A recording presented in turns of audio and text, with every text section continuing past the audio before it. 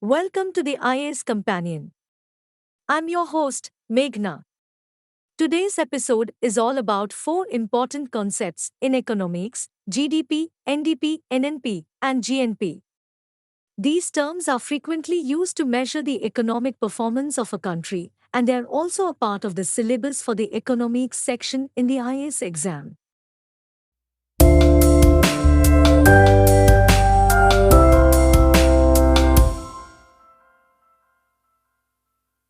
Let's start with gross domestic product, or GDP.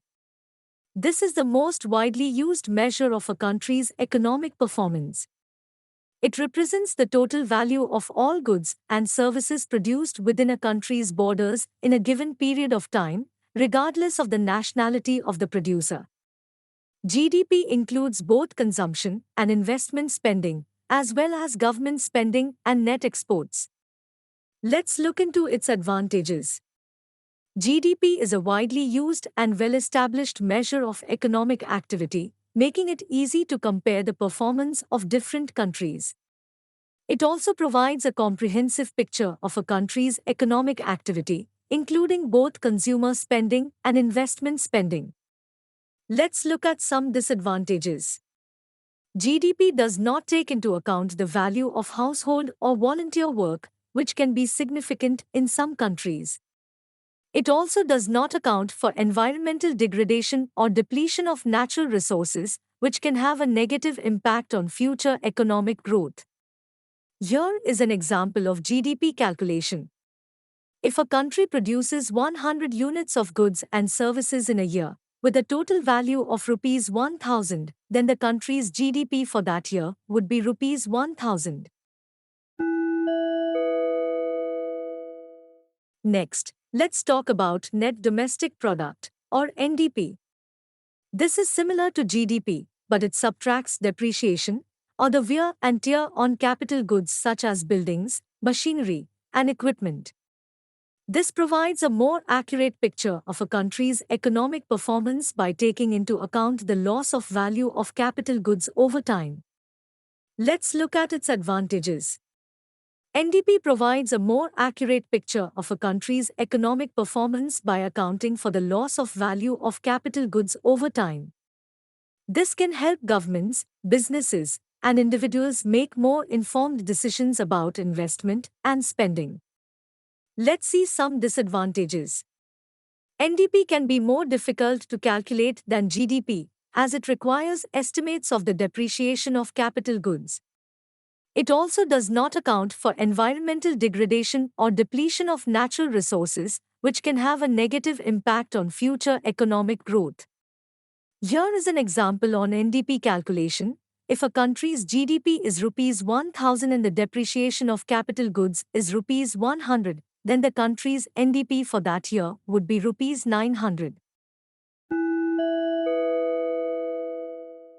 Moving on to net national product, or NNP.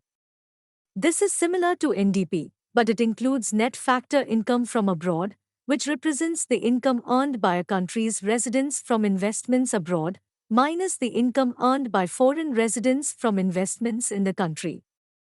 This provides a more comprehensive picture of a country's economic performance by taking into account the global nature of the economy. Let's see some advantages.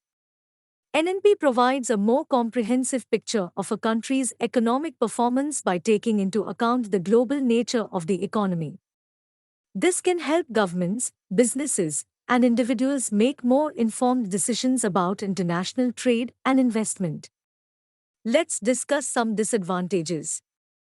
NNP can be more difficult to calculate than GDP or NDP, as it requires estimates of net factor income from abroad. It also does not account for environmental degradation. The fourth measure of a country's economic performance is gross national product, GNP. GNP is defined as the total value of all goods and services produced by a country's residents, regardless of their location, plus any net income received from abroad. This measure includes all income earned by a country's residents and businesses, even if they are located outside of the country. Let's see advantages of GNP. GNP provides a comprehensive measure of a country's economic performance and includes all income generated by its residents and businesses, even if they are located abroad. GNP provides a measure of a country's ability to produce goods and services, which is an important indicator of its economic strength. Let's look into disadvantages of GNP. GNP does not account for the distribution of income within a country, so it does not reflect the well-being of a country's population. GNP does not take into account the depletion of natural resources, which can have a negative impact on a country's long-term economic performance. Example: consider a country where residents own a factory in another country and earn profits from it. The profits earned from the factory will be included in the country's GNP, even though the factory is located outside of its borders. In conclusion, GNP is an important measure of a country's economic performance, but it should be considered along with other measures such as GDP, NNP, and NDP to gain a complete understanding of a country's economic situation. Understanding the differences between GDP, NDP, NNP, and GNP is important for IAS exam aspirants as it helps in understanding the basic concepts of economics and how it impacts the economic growth and development of a country. That's it for today's episode. I hope you found it helpful. We put a lot of effort into creating this podcast to help IAS exam aspirants like you. If it was helpful in any way, we would be extremely grateful if you could take a few minutes to leave us a review and rating. It helps other IAS exam aspirants to find our podcast and benefit from it. Your feedback is incredibly valuable to us as it helps us to improve and create even better content for you.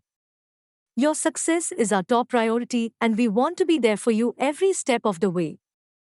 Don't forget to tune in for our next episode, where we will delve deeper into the subject. Thank you for listening.